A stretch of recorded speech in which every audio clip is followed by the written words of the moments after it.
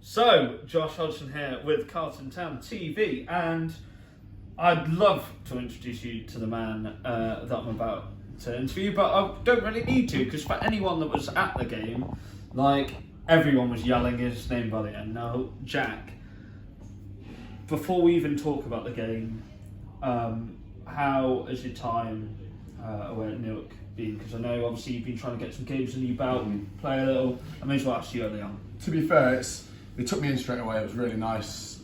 When I turned up, I've never played for a different club bar Carlton, so it was something new, but they all took me in straight away, which is nice. And the way we're playing at the moment, it's going well. We had one hiccup a couple of weeks ago, but we hit back, and yeah, we're doing okay. Keeping working hard, and hopefully the results will keep coming. You've got a couple of home games, haven't you? Next couple of Fridays. Yeah, 6 points out of those, yeah. I hope so. I would like 6 points out of 6, but then playing on obviously the 4G is much. It's nice because you know you're going to get the game. That must be different to playing down here, though. Oh, it's completely different from obviously a home game at Bedworth ground to an away game wherever it could be. Completely different to obviously to normally here playing on the grass week in and week out. Obviously a bar of 1 or 2, but then playing on the 4G every other week is strange.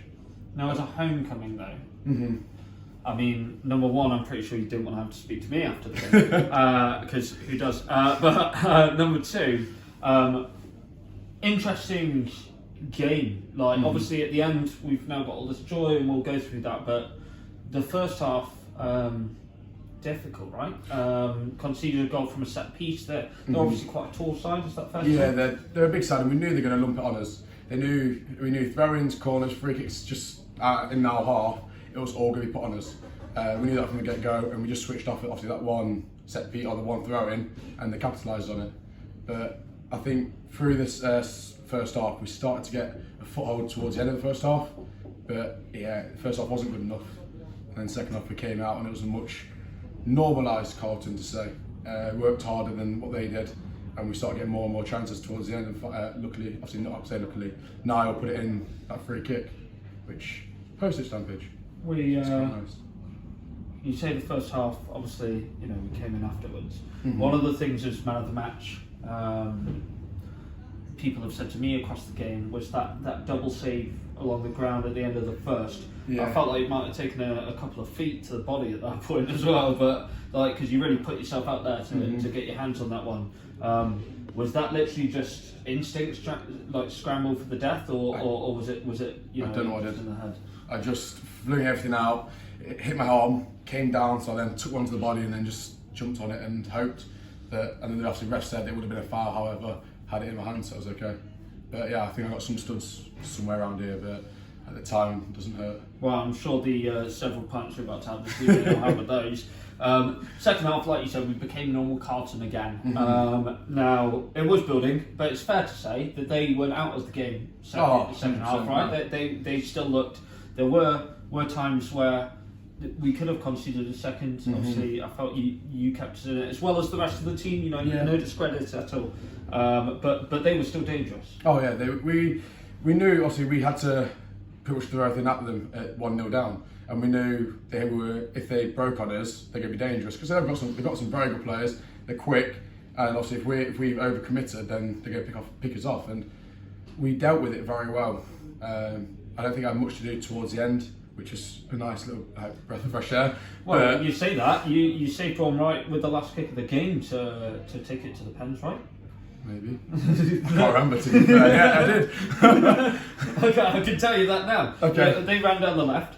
The lad, whoever it was, cut in, and you managed to play it out. And luckily, the ref called the whistle. I think we'd just been on. Oh yes. Attack like you said, and thrown everything forward with the aim of winning the game and and obviously it could have backfired on us, but yeah, that save right at the end just to take it to penalties, and wouldn't the story have been different then? Oh, it would have been just a little bit. But you know, let's go to the glory moment, because the Pens, having stood behind the goal, and we chatted then anyway, because we love the penalty save. But it's fair to say, before I ask you about your performance, their keeper across the game did everything he could to have kept them in. Oh, definitely, right? No. We knew he's a very good keeper, to be fair. Obviously, his presence is what, 6'6", 6'7", so his presence is massive in the box anyway. Crosses we knew tried to keep away from him as much as possible, but shot stopping as well is one of the best in the league, to be honest. But yes, we had to keep it away from him, and we did what we could to. And obviously Niall's free kick, I don't think many keepers, if anyone's going to save it. So yes, it was the only place. Including yourself, and you've got the. I'm watching that one. No, it was right in that corner. I don't think anyone's stopping it, to be fair.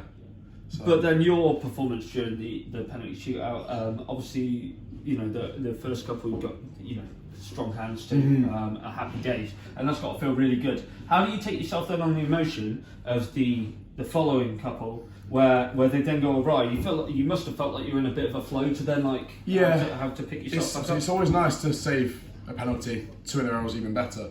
Obviously, then concede. I think it was 3 after that. But for a keeper in penalties, you're more likely going to concede a penalty than going to save it. So it's just letting it go, forgetting about it, and going for the next one.